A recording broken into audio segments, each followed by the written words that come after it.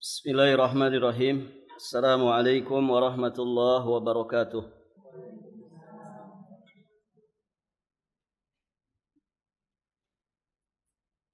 Alhamdulillahi wa kafa wa salamun ala ibadihi alladhina istafa.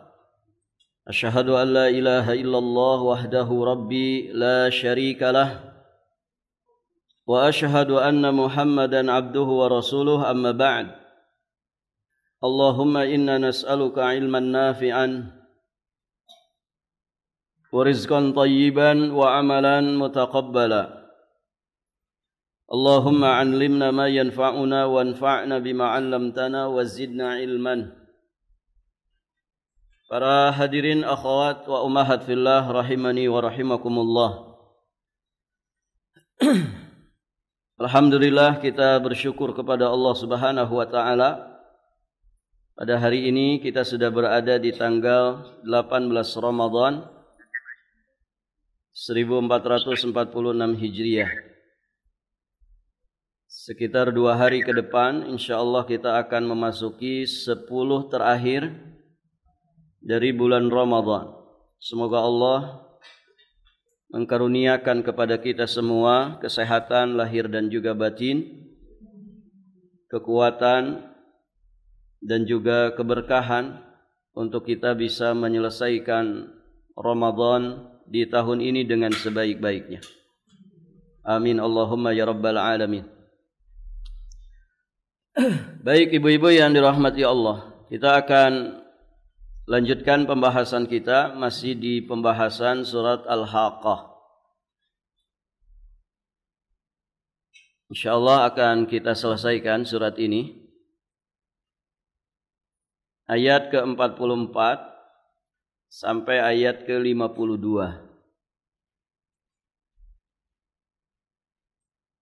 Allah Subhanahu wa taala berfirman, ba'da a'udzu billahi as-sami'il 'alim minasyaitonir rajim.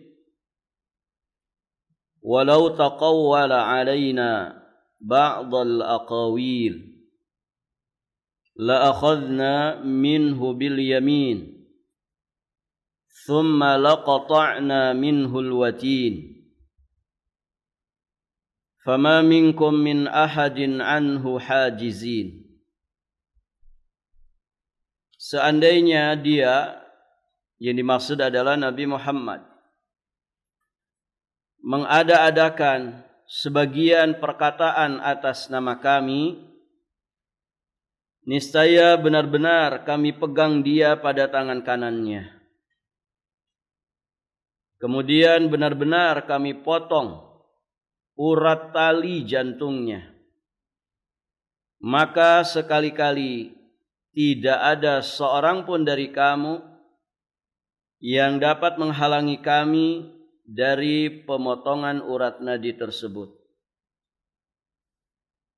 Ibu-ibu yang dirahmati Allah, Allah Subhanahu wa taala di dalam ayat-ayat ini kembali mempertegas bahwa Al-Quran itu benar-benar wahyu darinya, dengan mengatakan, walau taqawwala alaina ba'dal aqawil la akhadna minhu bil yamin. Sekiranya dia Muhammad mengada-adakan sebagian saja, tidak keseluruhan. Bagaimana lagi kalau keseluruhan? Sekiranya dia Nabi Muhammad mengada-adakan sebagian saja perkataan atas nama kami, niscaya kami benar-benar menyiksanya dengan penuh kekuatan. Jadi Allah pertegas di sini bahwa Al-Quran itu wahyu darinya semata. Ya, sekiranya Nabi Muhammad SAW mengada-adakan, yakni membuat-buat perkataan atas nama Allah, berarti kan nambah-nambahi wahyu Al-Quran. Kalau sekiranya Nabi berbuat seperti itu, ya tentu hal ini mustahil terjadi pada diri Rasulullah SAW. Taruhlah misalkan Nabi Muhammad melakukan yang seperti itu, Allah pasti akan menyiksanya. La akhadna minhu bil yamin. Niscaya kami benar-benar menyiksanya dengan penuh kekuatan. Baik, ibu-ibu yang dirahmati Allah. Maka di sini dari ayat-ayat ini kita mengetahui bagaimana bahayanya mengada-adakan perkataan atas nama Allah Subhanahu wa taala. Orang-orang yang mengada-adakan perkataan atas nama Allah, mereka akan mendapatkan siksaan dari Allah. Nah, di antara gambaran siksaan Allah bagi yang mengada-ada sebagian atau bahkan keseluruhan perkataan atas nama Allah, pertama, la akhadna minhu bil yamin. Kami pegang tangan kanannya dengan sangat keras dan kejam. Baik, ibu-ibu yang dirahmati Allah. Ditambah lagi, summa laqata'na minhul watin. Kami potong pembuluh darah yang terhubung dengan jantungnya atau yang disebut dengan al-watin.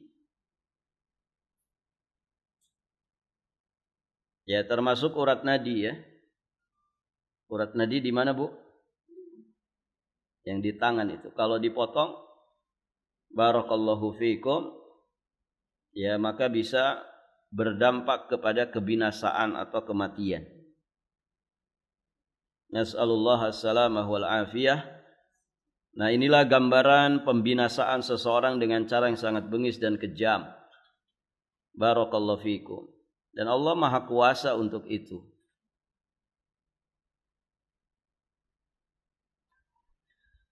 Kemudian pelajaran berikutnya, fama minkum min ahadin anhu hajizin. Fama minkum min ahadin anhu hajizin. Sekali-kali tidak ada seorang pun dari kamu yang dapat menghalangi kami dari pemotongan urat nadi itu. Di sini ibu-ibu yang dirahmati Allah menunjukkan betapa maha kuasanya Allah Subhanahu wa taala atas segala sesuatu. Dan kekuasaan Allah itu kekuasaan yang mutlak. Sehingga ketika Allah berkehendak menimpakan suatu azab, suatu siksaan, tidak ada seorang pun yang kuasa dan dapat menghalang-halanginya. Orang kalau sudah berhak mendapatkan siksaan dari Allah, maka ibu-ibu yang dirahmati Allah, tidak ada satupun pihak yang kuasa untuk bisa menghalang-halanginya atau bahkan membatalkan ya keputusan ketetapan siksaan tersebut. Baik, menunjukkan bahwa kekuasaan Allah itu kekuasaan yang mutlak. Kalau orang di dunia ini punya kekuasaan, ya tergantung pembisiknya siapa. Begitu kan Ibu? Kekuasaan manusia di dunia ini bukan kekuasaan yang mutlak. Kadang bisa diotak-atik, bisa bergeser, bisa tidak konsisten. Tergantung pembisiknya, tergantung pelicinnya. Begitu kan? Nah, kekuasaan Allah kekuasaan yang mutlak. Tidak bisa dihalang-halangi oleh pihak manapun, oleh siapapun. Allah Al-Qadir. Allah itu Maha Kuasa. Allah Al-Qadir, Al-Muqtadir. Allah Maha Kuasa atas segala sesuatu. Dan orang kalau menyadari kekuasaan Allah, sedikit mungkin manusia diamanahi kekuasaan, dia tidak akan sombong. Karena masih ada zat yang maha kuasa atas segala sesuatu. Sehingga ketika manusia mendapatkan amanah kekuasaan, dia sadari itu betulan amanah. Kekuasaan yang nantinya akan menghasilkan pertanggungjawaban di hadapan Allah Subhanahu wa taala. Kekuasaan Allah, kekuasaan mutlak.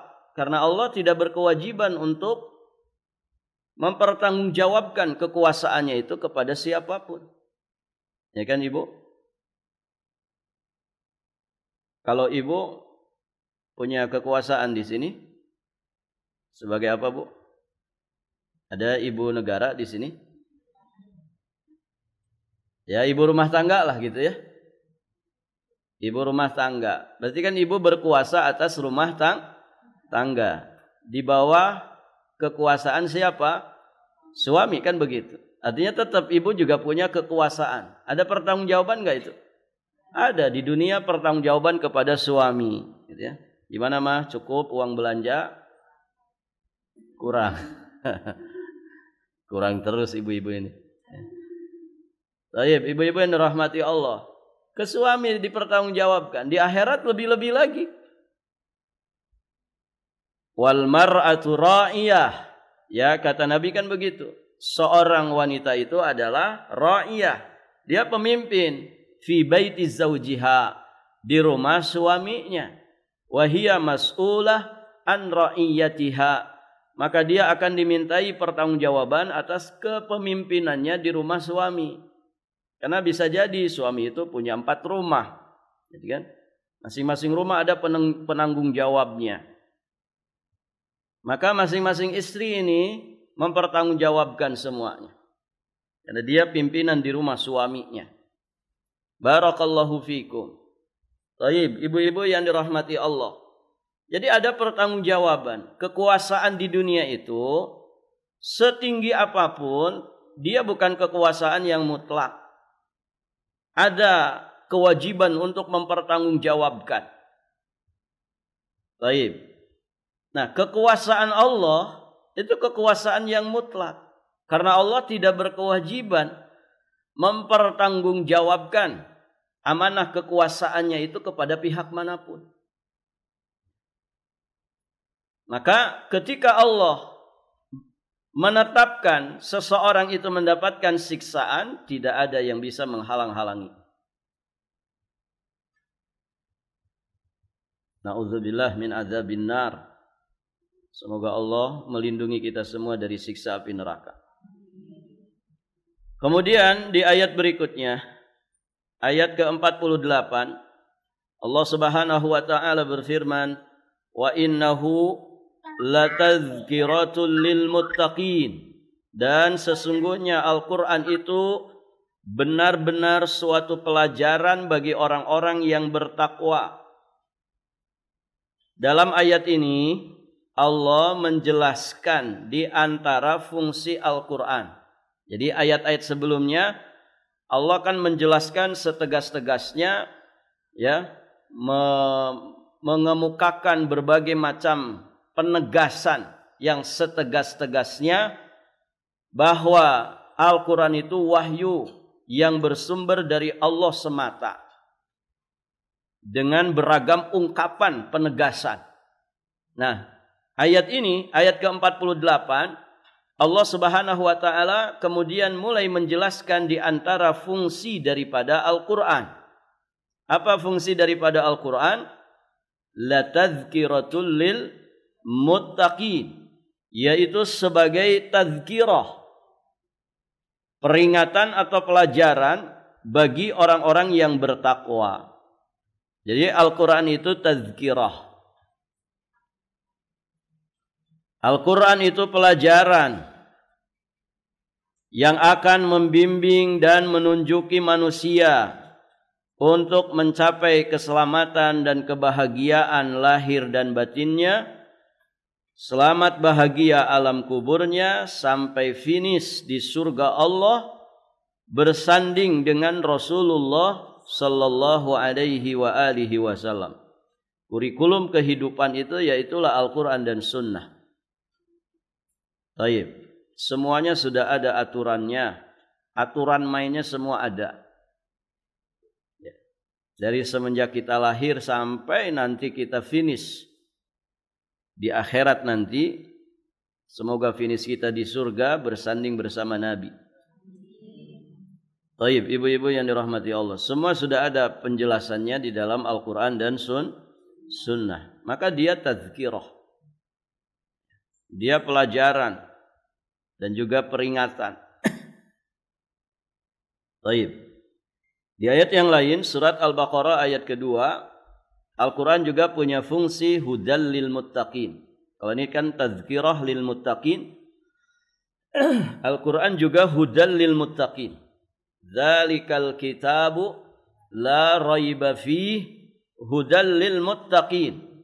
Kitab Al-Quran ini tidak ada keraguan padanya. Dia menjadi petunjuk bagi orang-orang yang bertakwa. Baik, ibu-ibu yang dirahmati Allah, maka ambillah pelajaran, ya, ambillah peringatan dan petunjuk dari Al-Quranul Karim. Kemudian ayat berikutnya, ayat ke-49 dan ayat 50.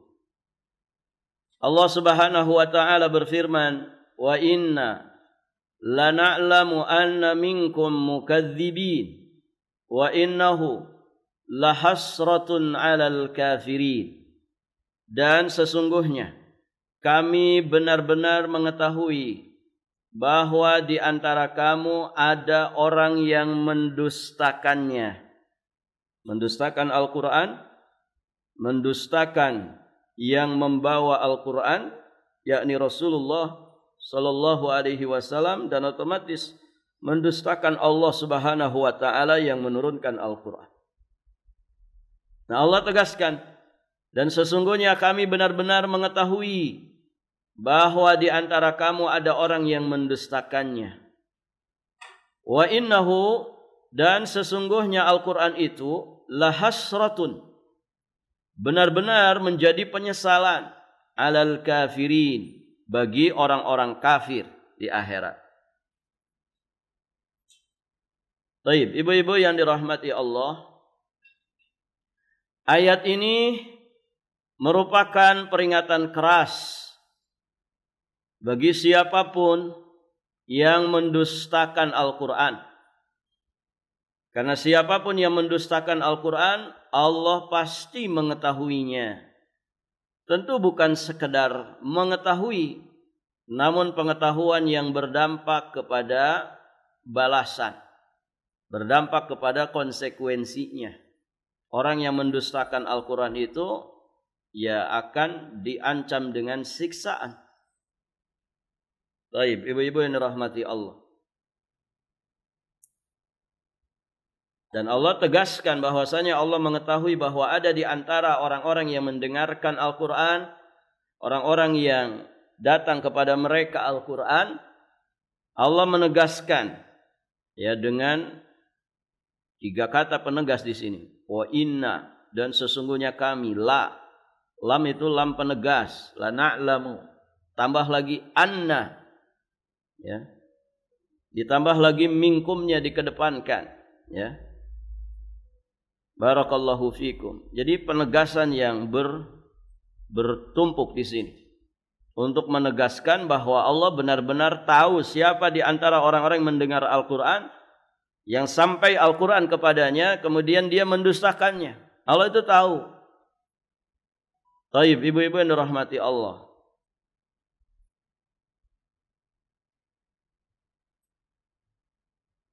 Nah, pengetahuan Allah di sini bukan sekadar tahu, tapi akan berdampak kepada balasan. Wa innahu lahasratun 'alal kafirin. Kemudian juga Allah menegaskan, dan sesungguhnya Al-Quran itu benar-benar menjadi penyesalan bagi orang-orang kafir. Mengapa Al-Quran benar-benar menjadi penyesalan mendalam, kekecewaan besar bagi orang-orang kafir pada hari kiamat nanti? Jelas, ya, karena mereka itu mukadzibin. Mereka mendustakan. Mereka tidak menjadikan Al-Quran sebagai hudan, sebagai petunjuk, yang kemudian mereka tidak mau tunduk kepada perintahnya, sehingga mereka melewatkan pahala besar di akhirat. Mereka nyesel, mereka kecewa karena ahli Quran itu menjadi orang-orang spesial di akhirat. Ahli Quran itu apa, Bu? Keistimewaannya? Banyak sekali keistimewaannya. Di antaranya ahlullah wa khassatuhu.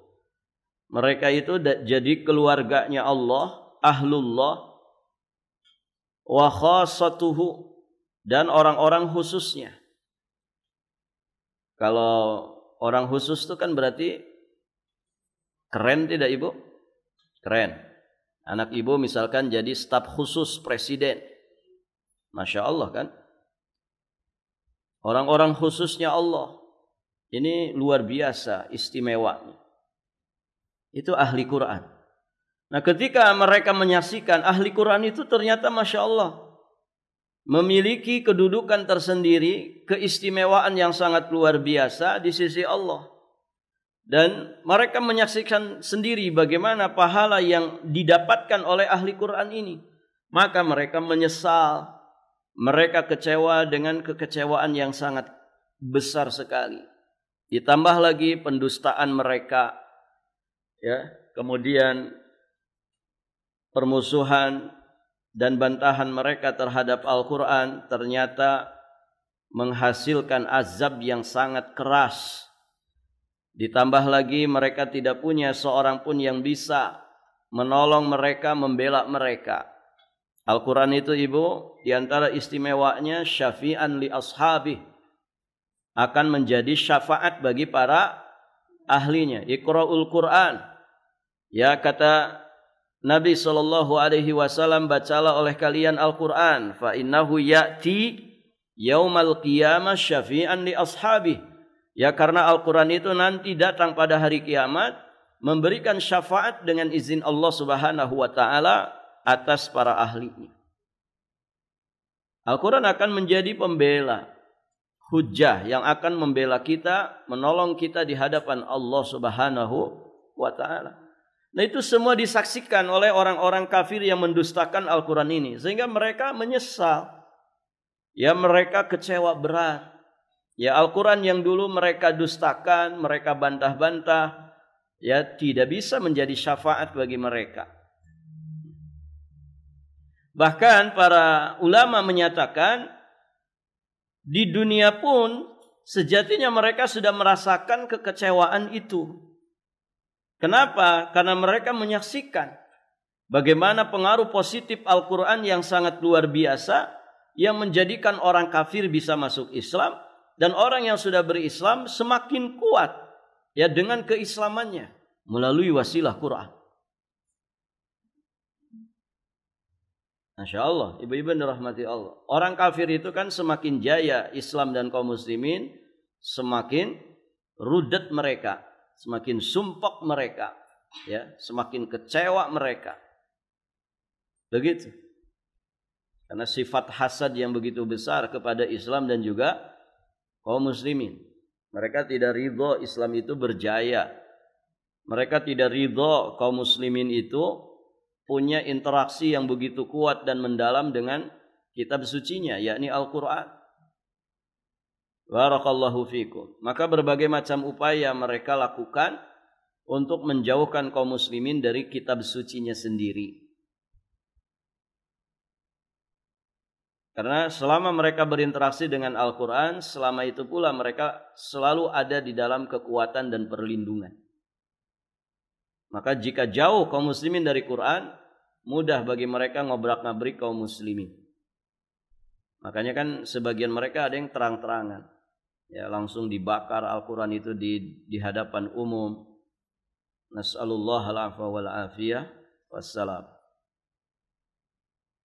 Terakhir ayat ke-51 52.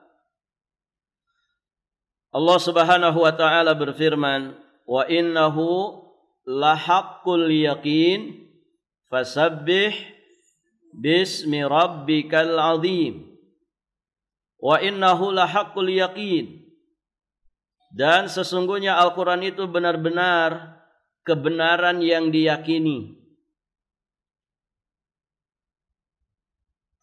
Fasabbih bismi rabbikal azim. Maka bertasbihlah dengan menyebut nama Rabbmu yang maha besar. Perhatikan ibu-ibu yang dirahmati Allah. di penghujung surat ini Allah kembali menegaskan bahwa Al-Quran itu adalah hak. Al-Quran itu adalah kebenaran. Al-yaqin, haqqul yaqin.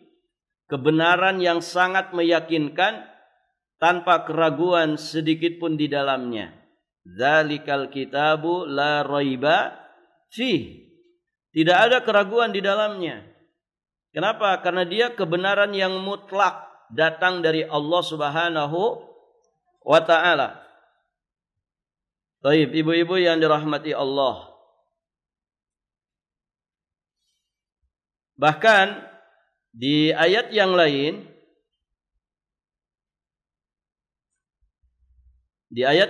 Allah juga menegaskan.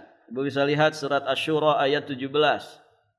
Allahul ladzi anzalal kitaba bil haqq wal mizan. Allah yang menurunkan kitab dengan membawa hak, membawa kebenaran, dan juga menjadi neraca keadilan. Nah, itu Al-Quran. Disifati oleh Allah dengan hak, kemudian juga mengandung muatan mizan, neraca keadilan.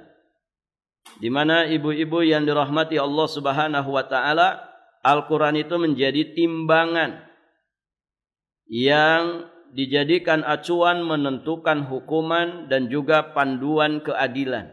Itu Al-Quran.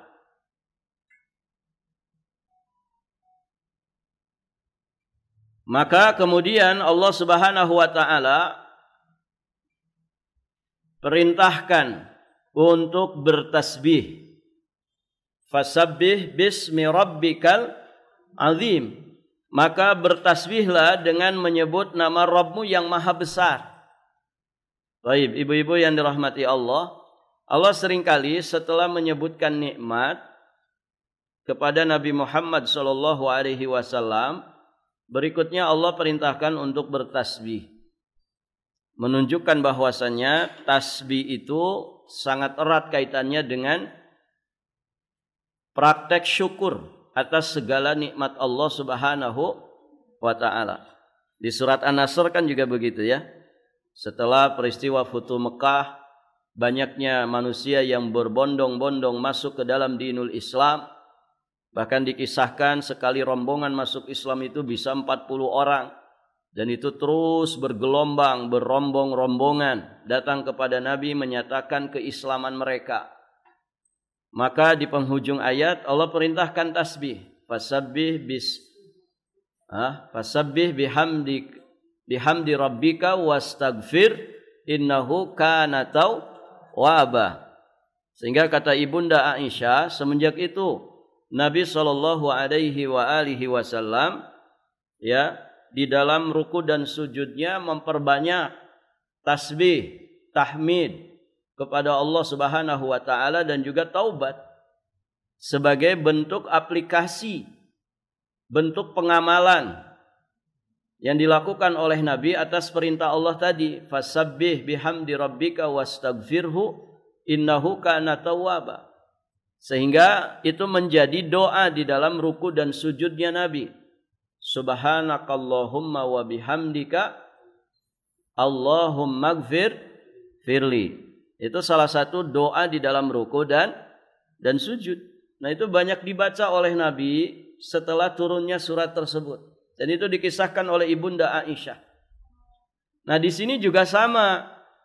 Di surat Al-Haqqah ini, setelah Allah Subhanahu wa ta'ala menyebutkan nikmat yang Allah berikan kepada Nabi Muhammad berupa wahyu yang langsung Allah Subhanahu wa ta'ala turunkan kepada beliau melalui malaikat Jibril. Dan itu menjadi mukjizat terbesar bagi Rasulullah sallallahu alaihi wasallam dan umatnya, menjadi penutup ya bagi kitab-kitab samawi yang lainnya.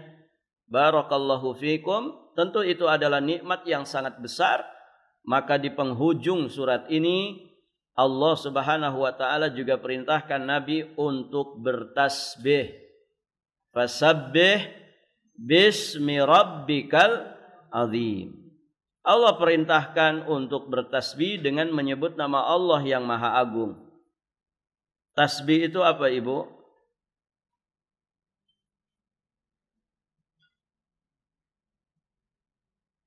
Tasbih itu apa? Makna bertasbih itu apa? Harfiahnya mensucikan Allah. Maksudnya apa? Meyakini kesucian Allah dari segala sifat yang tidak layak baginya. Itu makna dari tasbih.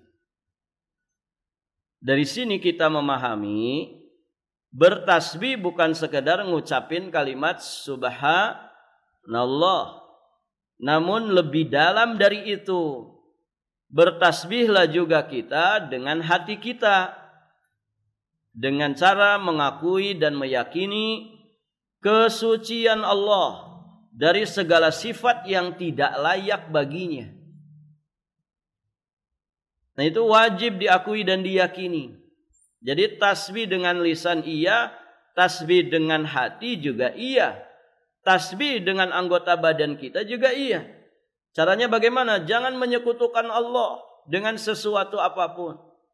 Jangan memberikan nama, memberikan sifat kepada Allah Subhanahu wa taala apa yang tidak pernah Allah menamakan dirinya dan mensifati dirinya dengan sifat tersebut. Itu bertasbih. Nah, kalau kita mengumpulkan semua tasbih ini, lisan kita ngucapin subhanallah, hati kita juga mengakui dan meyakini dengan benar tentang kesucian Allah, ditambah perbuatan kita pun demikian, perbuatan yang mencerminkan bahwa kita mensucikan Allah Subhanahu wa taala, maka tasbih kita itu tasbih yang berkualitas.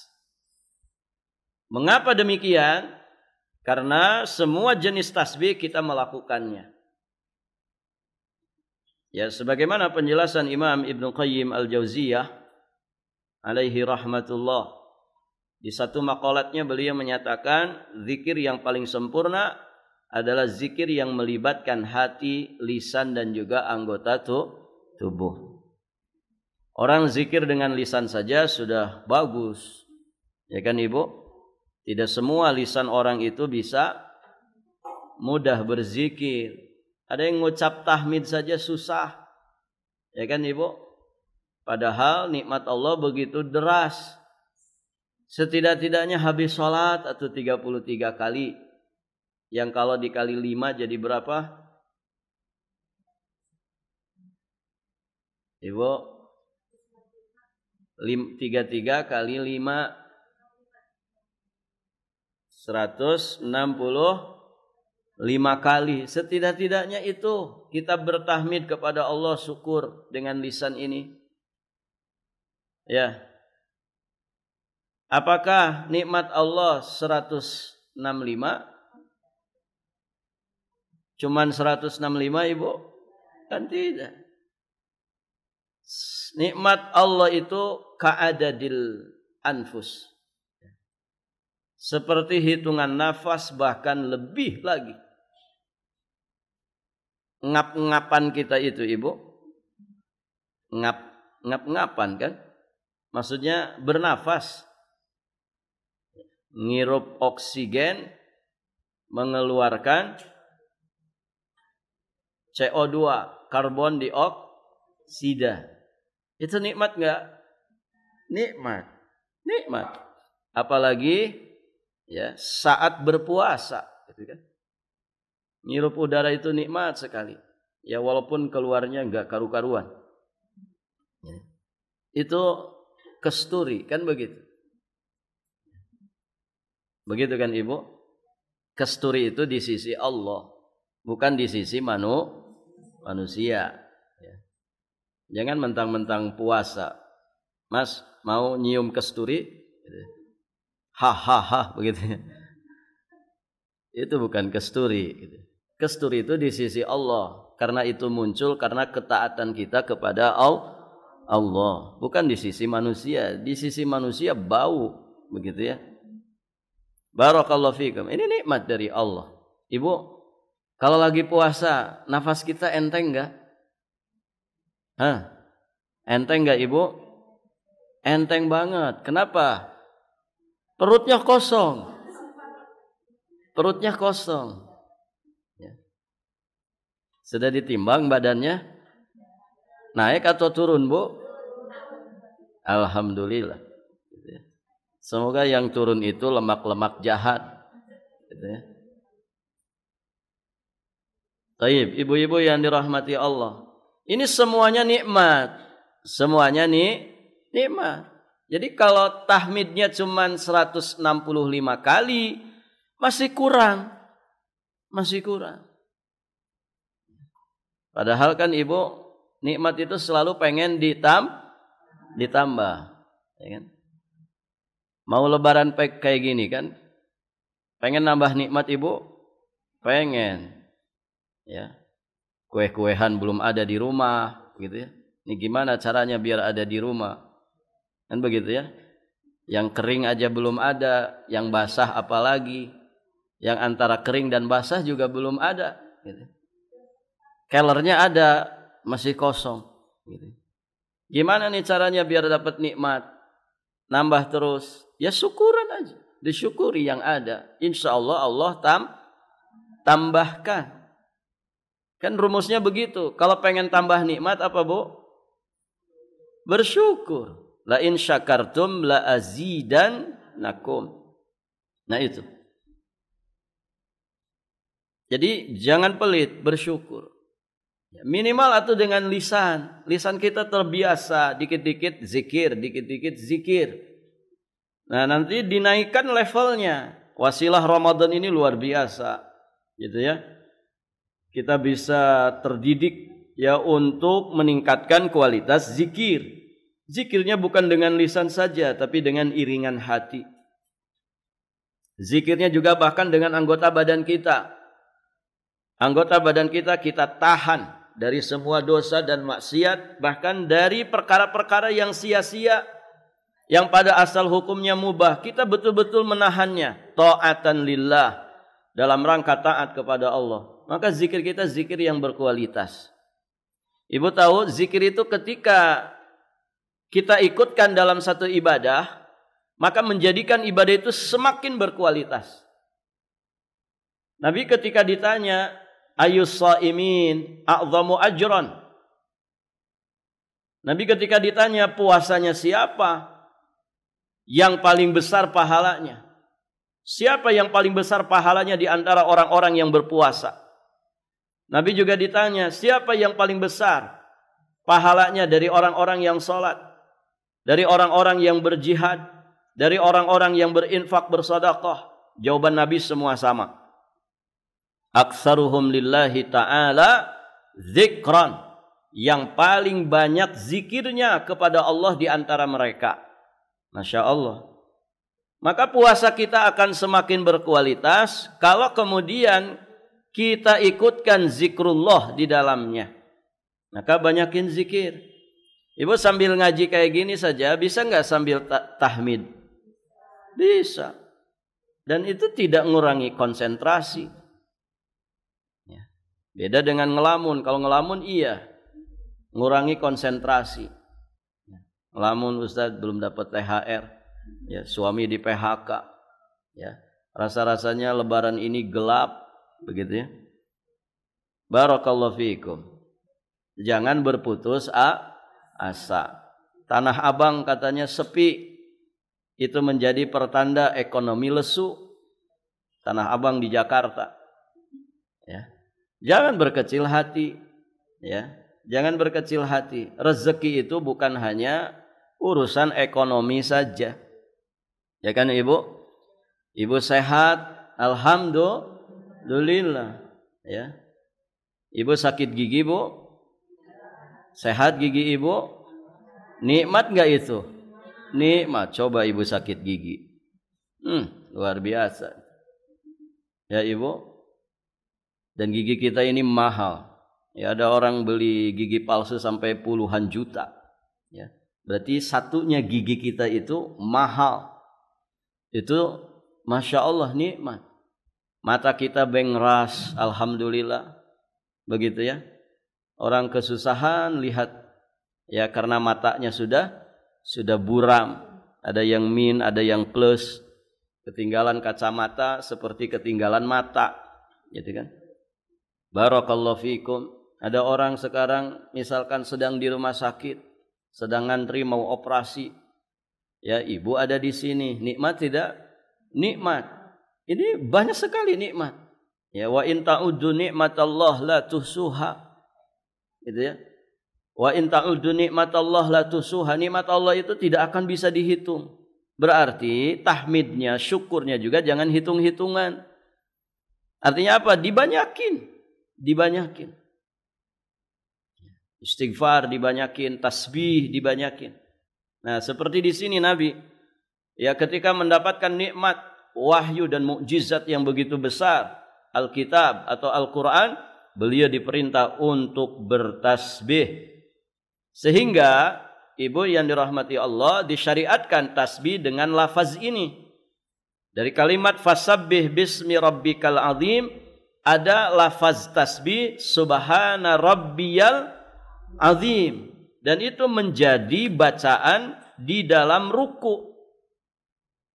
Ya kan Ibu? Lafaz ini, lafaz tasbih ini subhana rabbiyal azim merupakan salah satu di antara doa-doa ruku yang diajarkan oleh Nabi sallallahu alaihi wasallam. Dibaca 3 kali dalam ruku, sebagaimana yang telah diriwayatkan oleh Imam Muslim, Imam Ahmad dan juga Imam An-Nasa'i. Selain doa tadi ya, subhanakallahumma bihamdika Allahumma gfirli. Nah, doa ruku juga bisa ini, subhana rabbiyal azim, ada subuhun kudus dan seterusnya. Kalau doa sujud apa Bu? Subhana rabbiyal a'la 3 kali. Kalau ruku ini subhana rabbiyal azim. Terakhir rabbikal azim, di sini ada kalimat al-azim. Jadi itu nama Allah di antara nama-nama yang husna baginya. Jadi penetapan nama Allah al-azim yang artinya maha agung. Nama Allah al-azim disebutkan 9 kali penyebutan di dalam Al-Quran. Baik Ibu, alhamdulillah surat Al-Haqqah sudah selesai kita bahas semuanya, tentu dengan penjelasan yang singkat, namun semoga tidak mengurangi keberkahannya, apalagi kita mempelajarinya di bulan Ramadan seperti ini. Karena baca Quran dengan tafakkur, dengan tadabbur, dengan tafahum dan tadzakur jauh lebih berkualitas, lebih istimewa daripada sekedar baca Quran saja. Maka semoga beberapa majelis yang sudah kita lakukan di bulan Ramadan ini, berapa pertemuan Bu? 5 ya? Apa 7? Ya pokoknya sekitar itulah, gitu ya. Dan itu kita lakukan di bulan Ramadan. Semoga Allah berkenan menjadikan pahalanya berlipat di sisinya. Dan semoga apa yang kita amalkan ini merupakan bagian ikhtiar kita memakmurkan bulan Ramadan dengan pelajaran Al-Quran. Karena istimewanya Ramadan diantaranya yang paling intinya karena Ramadan ini adalah bulan Al-Quran. Amin Allahumma ya Rabbal Alamin. Alhamdulillah ibu-ibu, ini jadwal kita terakhir di bulan Ramadan ini. InsyaAllah ta'ala kita akan berjumpa kembali di kapan Bu? Ya nanti aja ya informasinya. Bisa di bulan Syawal, bisa di bulan Dzulqa'dah. Nanti kita lihat lagi kondisinya. Semoga Allah memanjangkan usia kita semua di atas kesehatan lahir batin, di atas ketaatan dan keistiqomahan, sehingga Allah Subhanahu wa taala memberikan kesempatan kepada kita untuk kembali menikmati Ramadan di tahun-tahun berikutnya. Amin Allahumma ya Rabbal Alamin. Baik Ibu, alhamdulillah selesai. Semoga surat Al-Haqqah yang kita pelajari ini menjadi hujjah yang akan membela kita di hadapan Allah Subhanahu wa taala, dan semoga kita digolongkan oleh Allah Subhanahu wa taala ke dalam sabda Nabi sallallahu alaihi wasallam, inna afdalakum man ta'allamal Qur'an wa 'allamah. Sesungguhnya seutama-utama kalian adalah yang mempelajari dan mengajarkan Al-Qur'an. Amin Allahumma ya rabbal. Semoga apa yang kita pelajari ya sepanjang bulan-bulan yang ada ini menjadikan kita memiliki ilmu yang bermanfaat, dan semoga Allah kuatkan kita untuk mengamalkannya berupa amal saleh, dan semoga kita istiqomah di atas itu semua. Jika ada salah kata, salah ucap, ya sepatah dua patah kata, separagraf dua paragraf, ya satu halaman atau bahkan 100 halaman, jika ada hal-hal yang kurang berkenan di hati ibu-ibu ya dan jamaah semua yang offline dan juga online, yang di dunia nyata atau di dunia maya, ya mohon ridhonya untuk kita saling memaafkan ya. Kita beristighfar kepada Allah, nastaghfirullahal azim, dan semoga kesalahan yang terjadi di antara kita Allah pun berkenan mengampuninya, dan kita berlapang hati untuk saling memaafkan.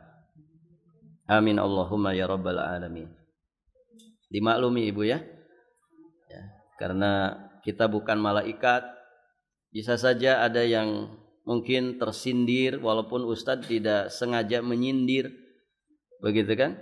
Ada yang tersinggung ya, padahal Ustadz tidak sengaja menyinggung, tapi ini semua pelajaran bagi kita semua. Kan saya juga tidak hafal satu-satunya ibu, begitu kan?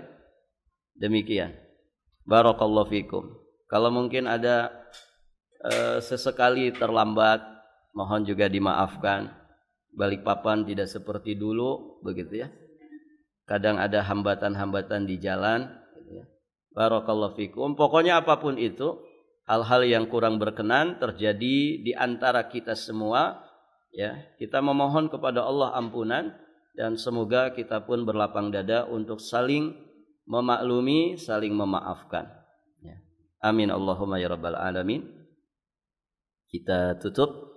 Subhanakallahumma wa bihamdik, asyhadu an la ilaha illa anta, astaghfiruka wa atubu ilaik. Assalamualaikum warahmatullahi wabarakatuh.